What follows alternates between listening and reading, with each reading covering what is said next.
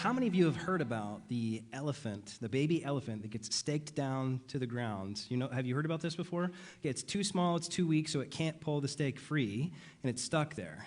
But then as it grows, it's bigger, it's stronger, and it gets to the point where it's actually able to pull that stake right up out of the ground, perfectly capable, because it's much stronger than it was when it was a baby elephant, but it's learned, in its infancy, it's learned that it isn't able to pull that stake out, and so it quits trying. Have you heard of this before? This concept here is regularly used to teach us about this idea called learned helplessness. Now, whether or not the story about the elephant is true is kind of beside the point, because it illustrates this condition, this mental state that affects a lot of us in life. It can influence things that are for those who are students in school. If you've bombed a test, or if you've had homework assignment after homework assignment that just did not work out, then you get to the point where you just give up. You don't even keep trying to raise your grades anymore, even though you probably could bring your grade up, but you just abandon all hope at that point. Or for those who stay in unhealthy or even sometimes abusive relationships, they tell themselves that, well, I'm trapped and I just can't get out of this unhealthy relationship. Or for those who receive criticism. Some of us have a person in our lives who is highly critical of us. It was like everything that comes out of their mouth is just negative, negative, negative, and it wears you down, and you start to see yourself in those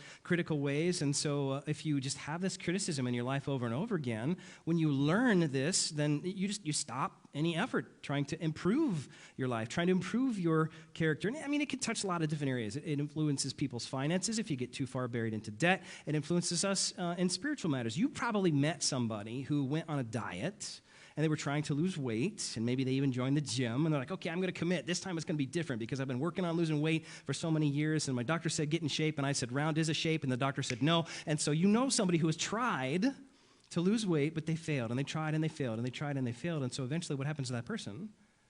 They just give up. They abandon hope, and they just resolve, okay, well then I'm just going to be unhealthy. I'm not going to try anymore. They could improve. And this is something that applies to each of us, when we could actually improve our life situation by making a change in ourselves or in things that are going on around us, but we give up because of what we call learned helplessness. It's happened to me. It's probably happened to you at some point in your life. And it doesn't mean that we're evil or bad or stupid. It just means that we are in this mental state where we've been taught by our circumstance or by another person, we've been taught, then there's no chance to even make it any better. So why even bother trying? And if you buy into that idea, based upon your circumstance, you've learned to be helpless. We quit trying sometimes. It probably isn't very surprising to you that I hope to offer you a little bit of encouragement today. After an introduction like that to the message that I'm going to present to you this morning, my hope is that you'd be able to leave this room or finish watching this video with a sense of rekindled encouragement here that you have hope to try again. We've been talking for the last number of weeks about prayer. We've talked about several different aspects of prayer on the Sundays that kind of led up to today. We prayed for our enemies. Not an easy thing for us to do, but something that God asked us to do. We prayed for workers to be sent out, and those workers who have been sent out into God's spiritual harvest field. And we recognize that those workers include us, that God has sent us. And so, we're praying for us when we pray for workers too. We pray for all nations. One of the Sundays when we got together, we talked about how God's design for his church is that it would be a people who help others to reconnect with him. Not just people who look like you and me, not just people who are goody two-shoes, but everybody, everywhere. His desire is that all of us would have a right relationship with him, and so we pray for all nations. And we also pray against temptations, and that one I think is something that is probably not all that foreign to a great number of us. If you realize I'm being tempted, and I'm being tempted in the same stinking way that I was before, and I failed, and before, and I failed, and before, and I hate this, and so if you're like me, you're like, God, I need some help. You gotta get me out of this mess because I keep coming back to it, and I don't really know why, and I hate it. And then today, what we're going to talk a little bit about is prayers that are persistent. Prayers that, even though your situation or somebody might have told you that you were hopeless, we decide to be persistent in our prayer anyway. So what I'd like for us to do right off the bat is I want you to identify something that you've been praying for. And I want you to think of a situation or a person or a circumstance that either it was from long ago or maybe it's even happening right now, but whatever that thing is or whatever that person is that you've been praying for, what you asked of God, it didn't happen yet. All right, so in your mind, be reflecting on something that you had prayed about, and maybe it's something you're praying about right now, and it hasn't happened yet, or you prayed for years and then eventually got to the place where you're just like, well, I mean, I guess it's not going to happen. But maybe it's like praying for your physical condition. Your body still aches. Lord, I want to feel better, but my body still aches. Your loved one hasn't yet turned to the Lord. I know the deep concern of having a loved one who doesn't know the Lord, and I desperately want them to, but they don't yet. That job offer that you were hoping for never arrived. You know, when you're looking for work, and for those of us who are already retired, we're like, I'm glad I'm past that. But for those of us who are still in the age of working, and you're hoping for that either promotion or that new opportunity, it just doesn't come. That broken relationship isn't yet restored. And you would really love to see your relationship with that person or those two people who are in a broken relationship with each other. You want to see that restored, but it hasn't happened yet. Maybe the temptation that you face, it just keeps returning, and you wish that that temptation would leave, and you'd prayed for God, take it away from you, but it hasn't happened yet. Your loved one is still sick. You still need help with that decision. That surgery or that procedure that you had didn't fix the problem. The medicine that the doctor put you on, the treatment that they gave you, it hasn't resolved the issue yet. The situation remains unchanged. The bill is still bigger than the resource. Are any of these touching the buttons of your life right now? I want you to be thinking about something specific in your life that you have prayed for, but it just hasn't happened. Something that you've asked God, please help me with this, or please help me with this person, and it hasn't happened yet. And what I would like you to do is actually steal one of these blue cards from a seat that's near you, so you'll find these, and in a moment, I'm going to ask you to write it down on the card. Now, normally we use these cards to stay in communication with those who are our guests. So we invite our guests to share their contact info here and then stick it in the box. But on the back of that card, there's a spot to share prayer requests. And so go ahead and grab one of those now and hold it up. I want to see that you've got one. Look around the seat near you. If you're watching on the video, you can follow along in the comments the same way. You don't have a blue card, but you can still do this together with us. What I'm going to invite you to do is I'm going to give you a moment to write down that thing that you prayed for that hasn't happened, that thing that you asked God for that you didn't get, something that you still hope for. And maybe you're still praying about it, or maybe you gave up. Maybe you're just like, well, it's not going to happen, and so you quit praying. But whatever that thing is, that's what I want you to write down on that blue card, and then I just want you to hold it. I'll head on over to Luke 11 after you're done writing that down. Hold on to that blue card. Just keep it with you. You can use it as a bookmark or whatever, but for Luke, it's about 7/8 of the way through the Bible, maybe a little bit further. Matthew, Mark, Luke, John, Acts, Romans. You're looking for Luke chapter 11, and we'll look at that together here in just a little bit. So I want you to picture something with me in your mind. We've written something on a card. We've flipped pages or tapped in our digital Bible to make our way over to Luke 11. And imagine this with me in your mind. It's late at night, and you are hungry for a snack. Am I the only one that applies to? Come on. Yeah, see, I see a couple hands go up like, yep, I know what that's like. So if you don't fall into that category of I want a late night snack, that's okay. You can still imagine it with me. So what do you do late at night when you want a snack? You head to the fridge, you open the door, and you realize the only thing in here is mayonnaise and some kind of leftover something that really should have been thrown away days ago, but here it is. What am I going to eat? So you shut the refrigerator, and you turn to the pantry or the cupboard, and you open that up, and you're like, who put an empty box back in the cupboard? I'm living with maniacs. This is ridiculous. Why didn't I buy groceries when I was out and about? What am I going to eat? And your stomach is rumbling. You can picture this in your mind. You can kind of feel that. Some of you are even thinking, okay, I'm starting to get a little bit hungry now, so move along, Pastor Steve. And as you're noticing the empty fridge and the empty pantry or empty cupboard, then, bing bong, you hear the doorbell ring. And so you go and you answer the door, and you realize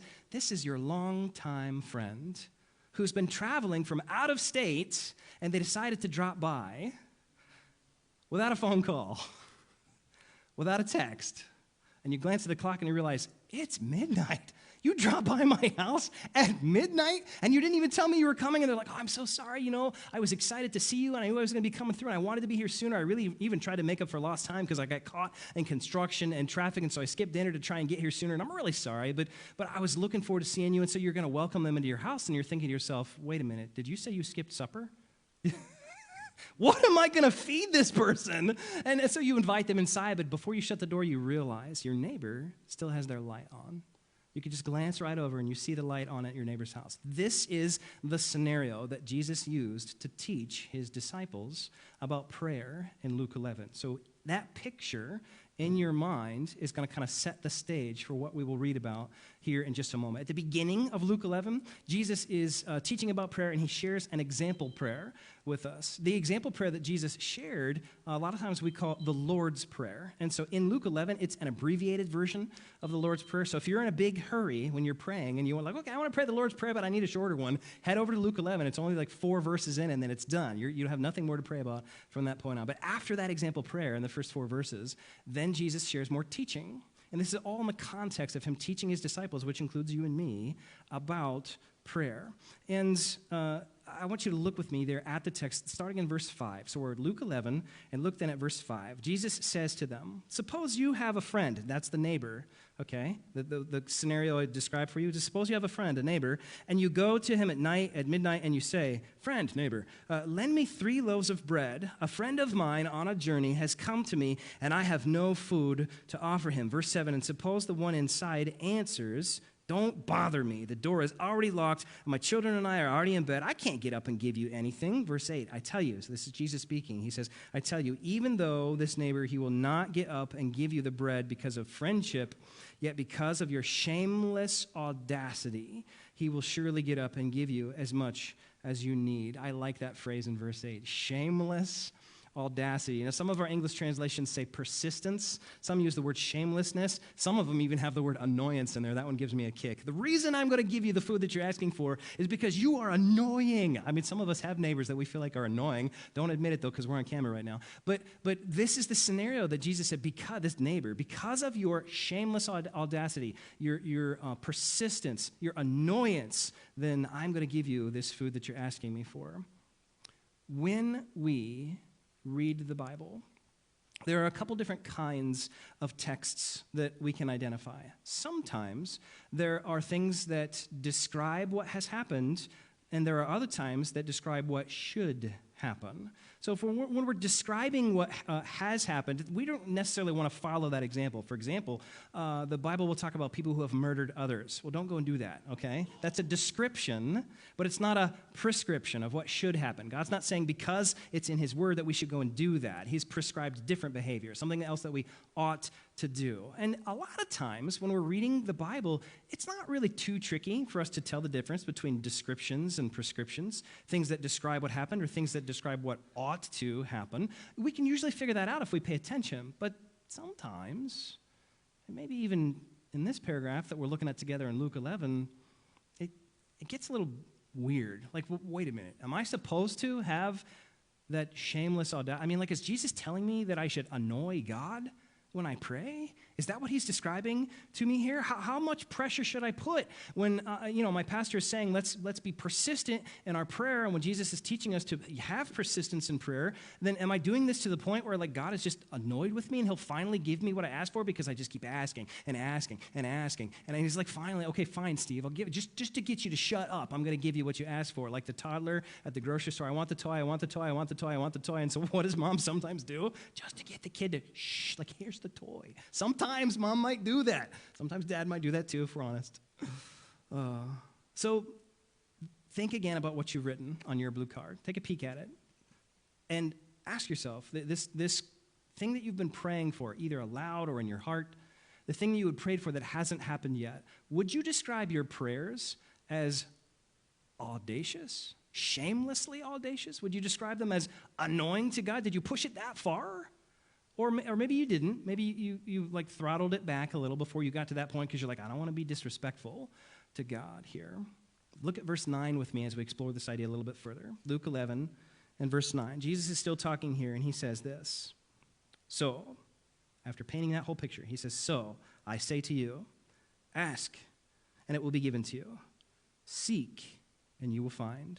Knock, and the door will be opened to you. This is a pretty famous line from verse 9. Jesus says to us, ask and it will be given to you. Seek and you will find. Knock and the door will be opened to you. And then in verse 10, for everyone who asks receives. The one who seeks finds. And to the one who knocks, the door will be opened. I want you to know very clearly, God is unlike the neighbor in that story that Jesus used to teach us about prayer. He is not someone who lives far away or even next door. He's our Father who invites us to live with him in his house.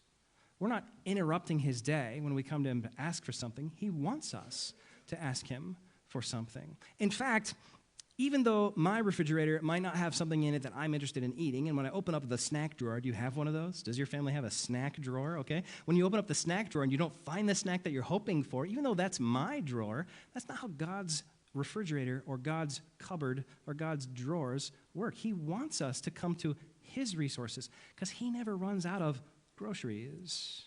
He desires for us to bring our requests to him. And so Jesus is saying to us, and he's saying to his disciples here in chapter 11, if your lousy, rotten, grumpy, irritable neighbor is willing to give you what you ask for, how much more will your Father who loves you give you everything that you need?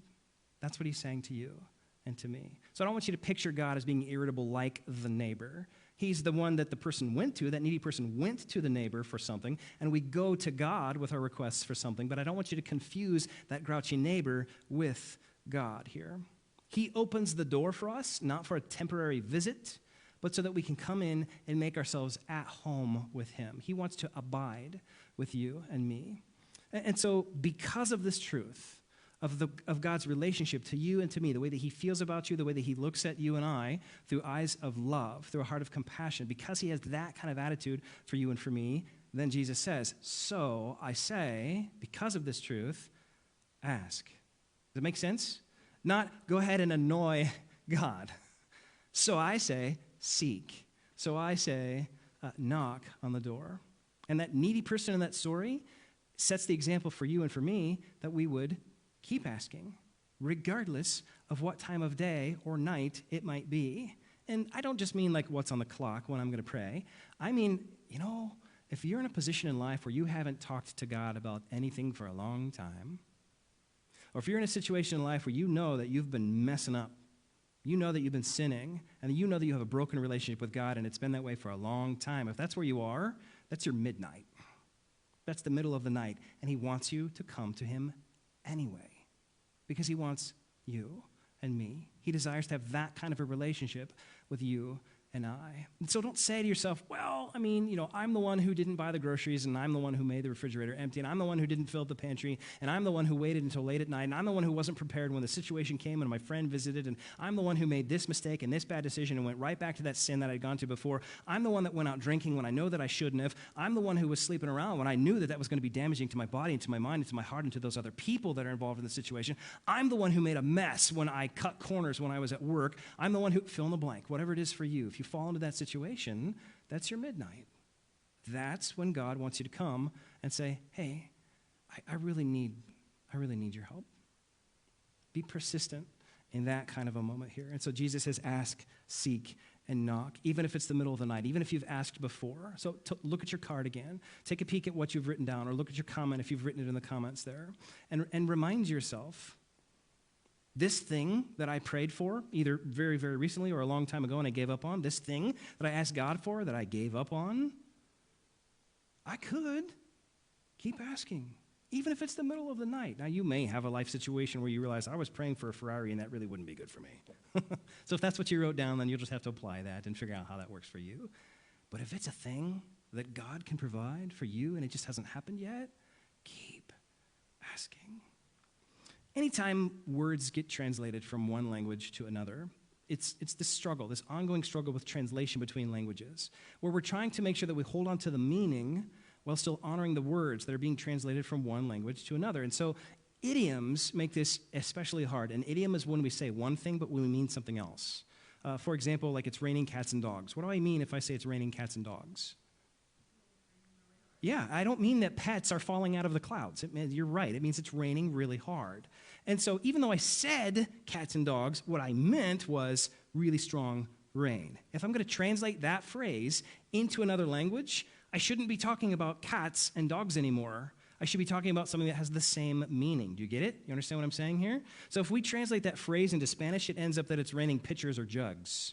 This is what I read. I looked it up. I don't know Spanish, but if you're a Spanish-speaking person and you've ever used that phrase before, I would love to hear from you. If you translate it into English, this one's weird. You would say the same idiom, but you would say it's raining ropes or weapons. Like there's weapons falling down out of the sky. Ah! That's what they would say. And it means the same thing, what we mean when we say it's raining cats and dogs, because we're not talking about cats. We're not talking about dogs. They're not talking about jugs or weapons or whatever. They're talking about the meaning here. So you start with what Jesus spoke in a language called Aramaic. And then that got translated when it was written into a different language called Greek. And from that Greek, then, we fast forward through 2,000 years of time until eventually you and I are trying to read it in English. That's language number 3 at this point. After we're on the other side of the planet, a couple millennia later, in a completely different culture here. And I look at what Jesus had said here, and I know that there are pieces of the meaning of what he said that are a little bit lost when we just write it down in English. If we were to put this in the same meaning of what Jesus said, and the reason why we know this is because there's actually more in the Greek that's written down, it would be a lot more wordy. And boy, people don't like that. In fact, when I tell a story, I've been told that sometimes I take the long way around the mountain. Why use 10 words when I could use 500, okay? And so it would be a lot more wordy for us to understand what Jesus said, which is why it's not written that way. But instead of saying ask, it really would communicate a more accurate meaning to say keep on asking. Instead of just saying seek, it would really be a lot more accurate with the meaning that he used. And we know this because of what's written in the Greek. It's just not in the English. Keep on seeking. Keep on knocking. Ask. Okay, I did, Lord. I asked. I'm done. Nope, that's not what he told us. Seek. I'm trying to find the answer, Lord. I'm trying to look for you in this situation. Okay, I looked for you and I didn't find you. I'm done. Nope, that's not what he said. Keep on asking. Keep on seeking. Keep on knocking here. Just a few chapters later in Luke 18, Jesus shared another story, and it's about this old widow. And he describes her as being, in the story, like very persistent. She comes to this judge, and she's saying, here's what I want. And the judge is like, well, I'm not going to give that to you, because the judge doesn't care about her, and the judge doesn't care about God. This is what Jesus describes in the story. And so she comes and she asks him again, this is what I need from you. And he's like, I don't care. I don't care what you want. I don't care about you. I don't care about God. So then she comes to him again. This is what I need. This is what I need from you, Judge. You're in the position to give me what I need, and nobody else can give me what I need. And so I keep coming to you, Judge, to give me what I need. And he's like, I really, really don't care.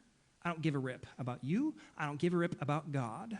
But in that paragraph that Jesus shared in Luke 18, the judge says, because you have been so persistently annoying me, I'm going to give you what you asked for, so that you won't keep asking. I want this, I want this, I want this, I want this. And then he finally gives it to her. She's not coming back to ask for it anymore. Why not? Because she got what she was asking for.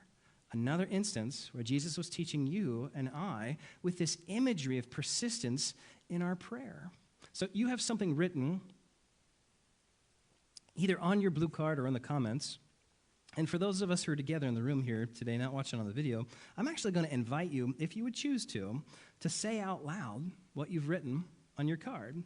If you would like others in the church, your friends, your family here in the church, to join you in prayer, or if you just want to declare it, this is the thing that I'm praying for. This is the thing that I still need that I don't have yet. This is the relationship that isn't yet restored, the temptation that I've not yet broken free from, the problem that isn't yet solved, the answer I haven't yet found, whatever the case is. If you would be willing to share that out loud, then I'm going to invite you to share that by speaking it out loud here in just a moment, and that will give us a chance not only to encourage each other and not only to pray for each other, but to pray and keep on praying. That we can join you in asking and keep on asking and seeking and knocking on God's door and keep on knocking over and over. If you are in that spot where you're like, yeah, I'm willing to share, and I want you to just do that just now, go ahead and speak it out loud. Who would share what you've written on your card? Go ahead.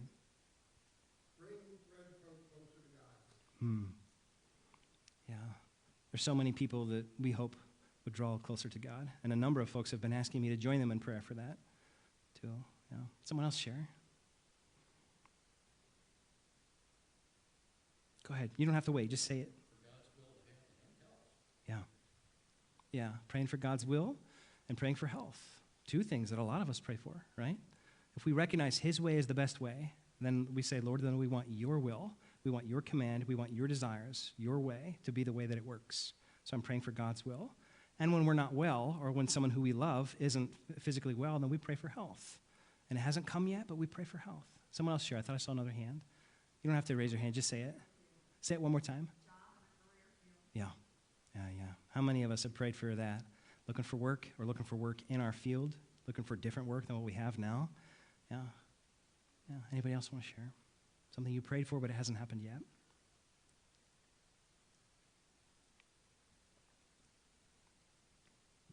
Well, I want to thank you for for those who have shared, and for those who maybe you didn't speak it out loud, but it's right in front of you on your card.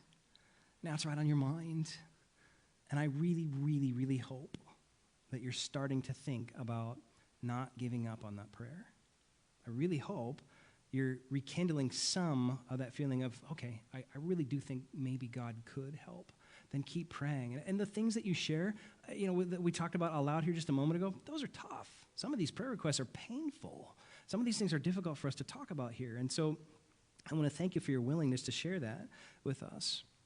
When we get together for worship next weekend, if we fast forward 7 days from now, then part of what we will be talking about, part of what we will be practicing together, then is this idea of reasons why, when we've been praying, even if we've been praying persistently, when we ask and keep on asking, reasons why we don't have what we asked for yet, and what we can do about it. So if you're in that position, like I didn't get my answer yet, and I would kind of like to know why.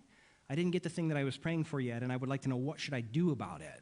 Because I prayed, and it didn't happen, and I asked, and he didn't answer, and I wanted, and I didn't receive. And if that's you, or if that's someone that you know, then come on back a week from today, because we're going to talk and we're going to pray together about that. If you know somebody who's in that position, that they've been praying or they've been in need for a long time, invite them to come with you. Say, hey, come sit with me. Come sit with me in worship so that we can do this together, because I want to hear from God. Why haven't you answered me yet? I love you, Lord. I respect you, Lord, but I want to know, why haven't you answered me yet? Why haven't you done the thing I've been praying for yet? And what on earth am I supposed to do about that? I also want to invite you that if what you have written on your card here today is something that you would like for me to be praying with you about, because right now I don't know what you've written. I don't know what you typed in the comments. I don't know what you put on the card.